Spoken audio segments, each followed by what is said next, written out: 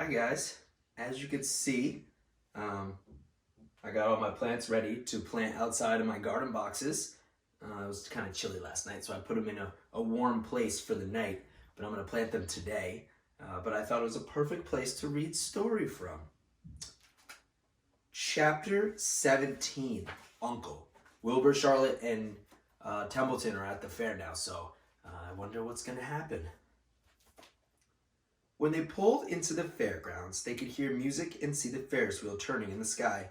They could smell the dust of the racetrack where the sprinkling cart had moistened it, and they could smell hamburgers frying and see balloons aloft. They could hear sheep blatting in their pens. An enormous voice over the loudspeaker said, "Attention, please. Will the owner of a Pontiac car, license plate number H-2439, please move your car away from the fireworks shed?" "Can I have some money?" asked Fern. "Can I too?" asked Avery. "I'm going to win a doll by spinning a wheel, and it will stop right under the number," said Fern. "I'm going to steer a jet plane and make a bump into another one." "Can I have a balloon?" asked Fern. "Can I have a frozen custard and a cheeseburger and a raspberry soda pop?" asked Avery. "You children be quiet till we get the pig unloaded," said Mrs. Arable. Let the children go off by themselves," suggested Mr. Arable. "The fair only comes once a year." Mr. Arable gave Fern 2 quarters and 2 dimes. He gave Avery 5 dimes and 4 nickels. "Now run along," he said, "and remember, the money has to last all day. Don't spend it all in the first few minutes. And be back here to the truck at noontime, and we'll all have lunch together. And don't eat a lot of stuff that's going to make you sick to your stomachs.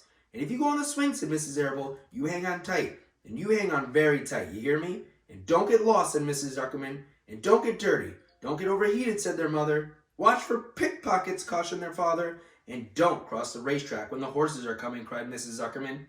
The children grabbed each other by the hand and danced off in the direction of the merry-go-round, toward the wonderful music and the wonderful adventure and the wonderful excitement, into the wonderful midway where there would be no parents to guard them and guide them, and where they could be happy and free and do as they pleased. Mrs. Arable stood quietly and watched them go. Then she sighed. Then she blew her nose. "Do you really think it's all right?" she asked. They've got to grow up sometime," said Mr. Arable, "and the fair is a good place to start, I guess." Here's Avery and Fern running off to the fair.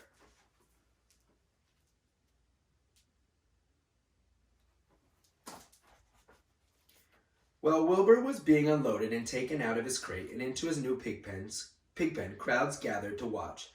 They stared at the sign that said Zuckerman's Famous Pig.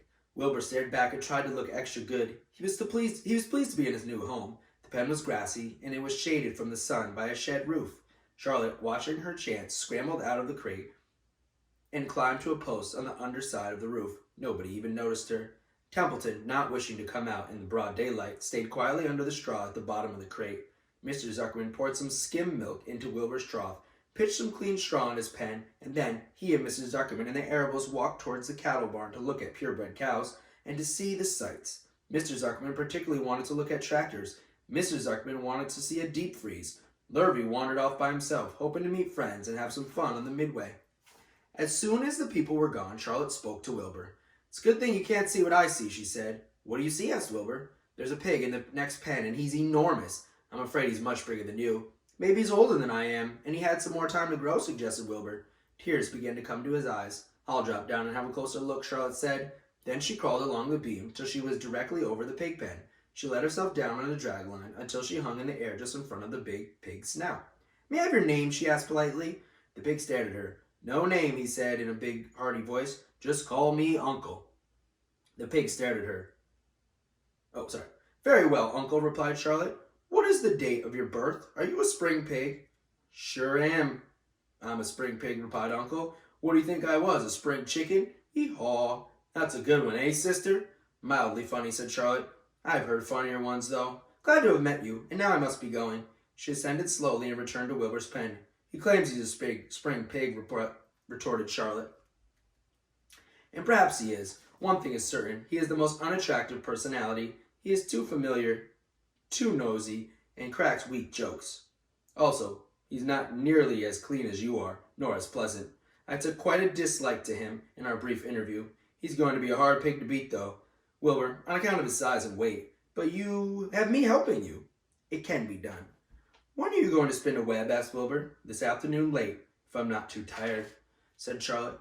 "The least things tire me these days. I don't seem to have energy I had once. My age, I guess. Wilbur looked at his friend. She was rather swollen and seemed listless. I'm awfully sorry to hear that you're feeling poorly, Charlotte, he said. Perhaps if you spin a web and catch a couple flies, you'll feel better. Perhaps, she said wearily, but I feel like the end of the long day. Clinging upside down to the ceiling, she settled down for a nap, leaving Wilbur very much worried. All morning people wandered past Wilbur's pen. Dozens and dozens of strangers stopped in to stare at him and admire him in his silky white coat, his curly tail, and his kind, radiant expression. Then they would move on to the next pen, where the bigger pig lay. Wilbur heard several people make favorable remarks about Uncle's great size. He couldn't help overhearing these remarks and couldn't help worrying. And now, with Charlotte not feeling well, he thought, oh dear. All morning Templeton slept quietly under the straw. The day grew fiercely hot. At noon the Zuckermans and the Arables returned to the pig pen. Then a few minutes later Fern and Avery showed up. Fern had a monkey doll in her hand and was eating Cracker Jacks. Avery had a balloon tied to his ear and was chewing on a candied apple.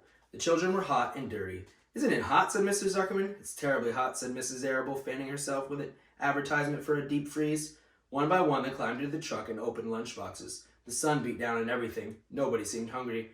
When are all the judges going to decide about Wilbur, asked Mrs. Zuckerman. Not till tomorrow, said Mr. Zuckerman. Lurvy appeared, carrying an Indian blanket that he had won. That's just what we need, said Avery, a blanket. Of course it is, replied Lurvy, and he spread the blanket across the sideboards of the truck so that it was like a little tent. The children sat under the shade under the blanket and felt better. After lunch, they stretched out and fell asleep. Chapter 18, The Cool of the Evening. Here's a picture of Uncle, by the way. The big pig next to Wilbur. I wonder what's going to happen in the cool of the evening. We'll find out tomorrow.